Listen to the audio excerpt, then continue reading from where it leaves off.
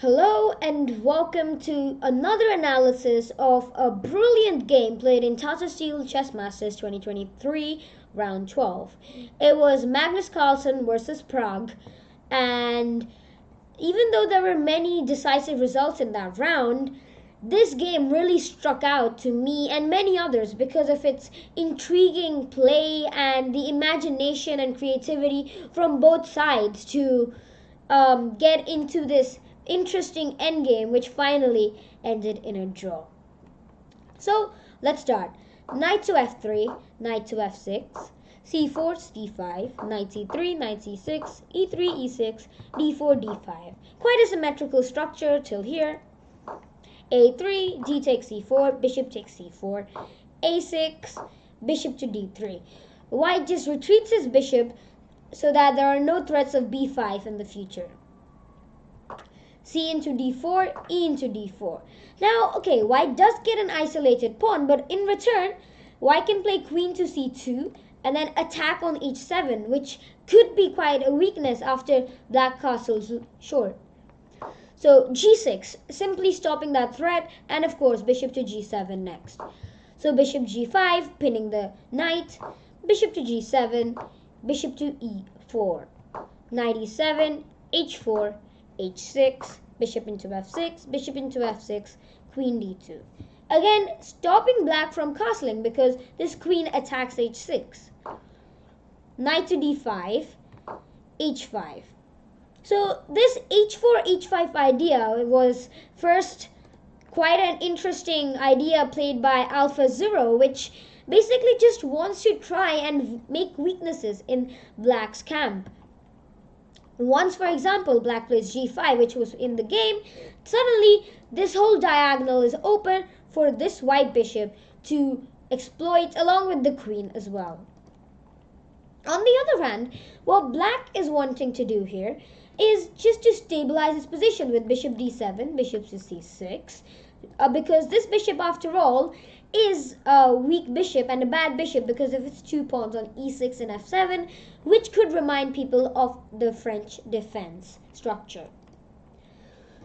Another thing which black wants to try and take advantage of is that he has the bishop pair. So he will try and trade as many pieces as possible to get into an endgame where the double bishops can play their role and win the game for black. So white plays knight e5, just attacking f7, just making annoying threats to the black king. Bishop to g7. And again, a good move because something like bishop to d7, white could first just trade off or even just take knight takes to d5, just winning a pawn. So bishop to g7 first. Bishop into d5, e into d5. So now white doesn't have an isolated pawn because even black has it, and the only advantage which black can think of is, of course, the double bishops. White, however, can try and exploit his development along with just castling either side and just attacking down the e file. So white castled, bishop to e6, just blocking the e file so that no rooks can exploit it. Rook a e1, castle, rook to e3. White is showing his intentions real quick. Rook g3, f4, and just try and open up things against the black king. The tournament situation here was that Magnus was needing 2 wins at least so that he could get a clear first position. Right now he is third, and so he is trying his best to win this game. However, Prague held his defense quite tightly, and in the end it was in a draw. Let's see how. So bishop to f5, queen to d1, rook to e8, again just attacking e5. Now rook fe1. However, the engine finds this pretty interesting move, knight into f7. You may ask, what's the threat? Well, okay, first of all, rook into e3 is not possible because of knight into d8, just losing the queen on the spot. Queen into f7. Now, quite an intricate idea is shown. Rook to f3, pinning the bishop. Queen to d7. Now, queen d3 or queen b1 or queen c2 doesn't matter. But the main idea is that you're attacking the bishop, and suddenly black can't defend it. His rook can't come to e5. His other rook can't do much. If king goes to f6, for example, then white has this nice idea, knight into d5, and then g4. Straight away g4 would also work, but knight into d5 makes it so that after g4, threat is rook into f5, check. So if, for example, king to f7, rook into f5, we're winning the queen. Now let's say the queen moves back to c6. We can go rook into f5, king e7, rook to e1 check, king goes to d8 because of king d7, then rook f7. So king goes to d8, and then simply rook into e8. Queen into d8, queen to b3, and surely this is just much better for white because the black pieces are just not coordinated at all. White has rook f7 ideas, queen into b7, queen d5 check, and queen b6 check. All these ideas which black simply can't stop. However, of course, here knight into d5 was not needed. Also g4 was an idea. But after king f5, rook into f5, king to g8, for example, knight into d5, white is 2 pawns up, but black could still hope for some initiative as this white king is also pretty loose with this weak g4 pawn. Anyways, it was missed by Magnus. So knight f7 could have been played, but rook fe1. Again, pretty interesting move. Bishop to e6. Knight to a4. Now white wants to just maneuver his knights to active squares and just exploit weaknesses again. b6, rook b3, queen to c7, knight into b6, rook a b8. Knight a4, rook into b3, queen into b3. So now white has emerged a pawn up as of now. However, after bishop into e5, d into e5, queen to a5, attacking this rook here, something like rook moving to c1 could have just resulted in d4. And then black just picks up this pawn next. And of course, white has to defend this knight on a4. So black would have this slight edge. Instead, after queen a5, queen d1 was played. So defending the knight and the rook. Bishop to g4, attacking the queen, f3, bishop d7. Again, if bishop into h5 here, then things could get kind of messy after b4. Queen d8, queen to d4, or even knight to c5 even, why not? Because this bishop is suddenly out of play as it will take some time. Like bishop g6, bishop to f5, bishop d7, bishop b5. Because it's normal and quite a better diagonal for this bishop would be this a6 to f1 diagonal as it is controlling quite important squares in the white's camp. So that's why black decided to go bishop to d7, attack this knight on a4, knight to c3, queen to c5, check, king h2, d4. And from this kind of pretty even position where both sides had this advantage, their own advantages, but it was quite equal. Now the game explodes from this point on with very imaginative and creative moves. d4, rook to e4, first move. Now, what's white's plan? Well, it's just telling black to take my knight so that I can go queen into d7 and attack this rook on e8. Once this rook moves, for example, I just play e6, f into e6, sorry, not rook into, even that works, but queen into e6 is just a bit more precise, and just pick up all of these pawns and checkmate the black king. As simple as that. But now here, black finds quite an interesting move, which, let's see if you can find it. Black to play.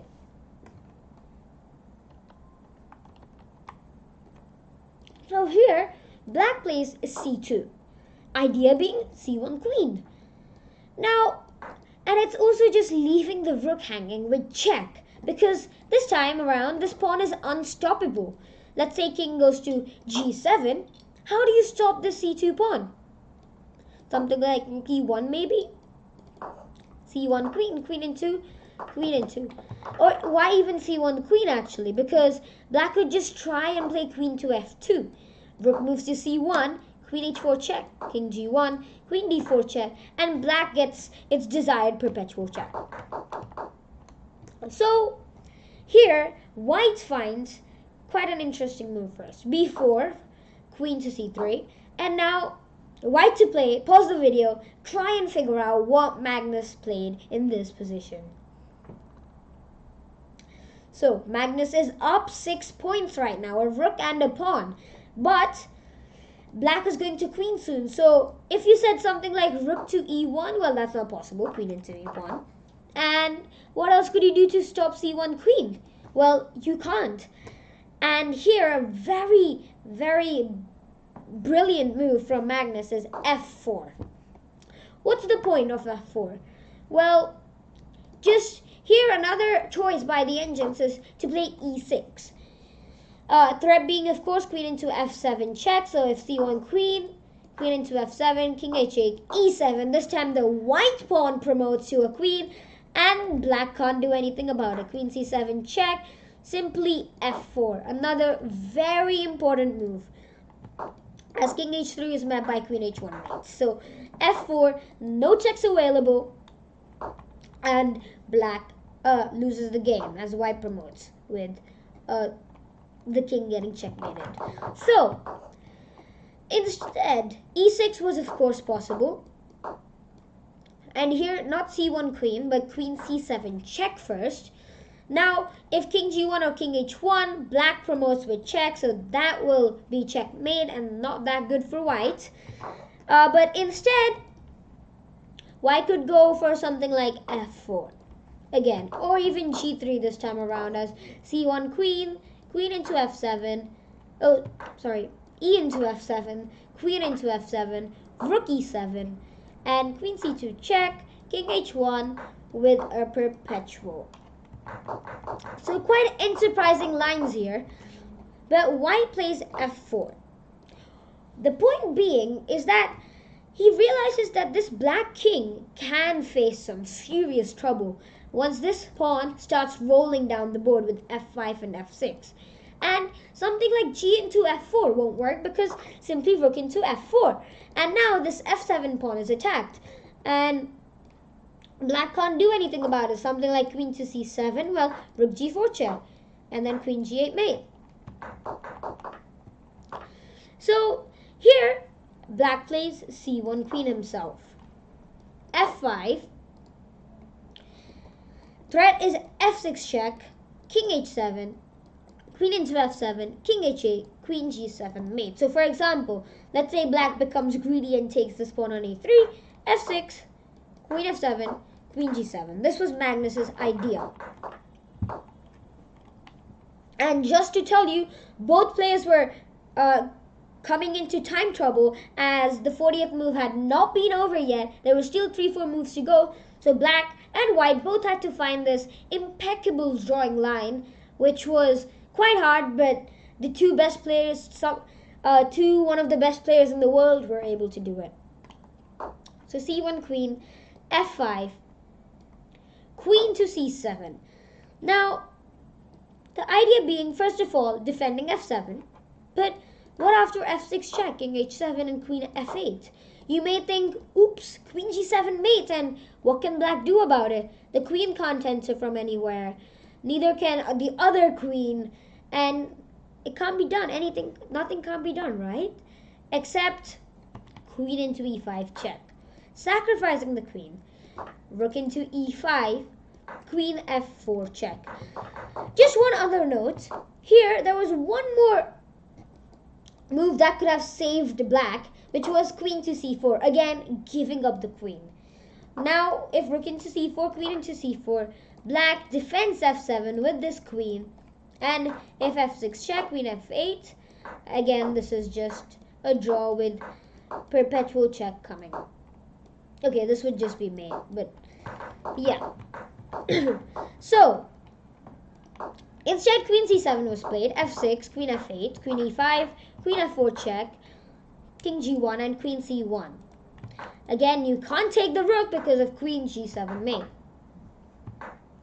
So queen c1 check, king f2, queen f4 check, king e2, queen takes e5 check, king d3. This king now marches down the board so that it could support its pawns while having a pawn race. Queen into f6,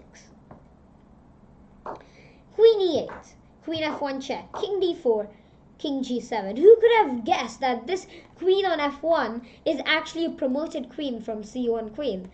This is marvelous calculation from both sides. So queen e5 check, king g8, queen b8, king g7, and queen g3, defending the pawns, queen d1, queen into h5. Black slowly picks up pawns, and now he is suddenly 1 pawn up from being 6 points down. Queen e5, king g8, a4. White's idea is simple. We want to try and promote. Queen d1, a5, queen g1 check, queen d4, queen into g2, b5. If a into b5, which was not played in the game, White's idea was to just go a6.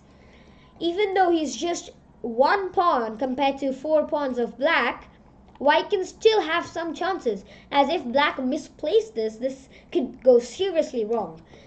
So something like king h7 could be played, a7, queen to b7, and in the end something like queen a1, queen a8 maybe, queen a5, but nothing can be done, and this is just one draw. Instead, black played g4, wanting to push his pawn. B into a6, g3, a7, queen a8, king d6, g2, king e5, queen f3, queen d8 check, a8 queen. This time white promotes and is creating a checkmate threat with queen h8. But then black has this important defense, queen c3 check. Now, if king d6, for example, then g1 queen, because now the two queens are covering all of these 2 squares, the g8 and the h8, from this queen, and there is no checkmate, no checks at all for white, except for queen e4, but then black has a counter check, queen g6, or even simply king g7, after which white is left with no checks except for queen e5, and this just results in a simple draw.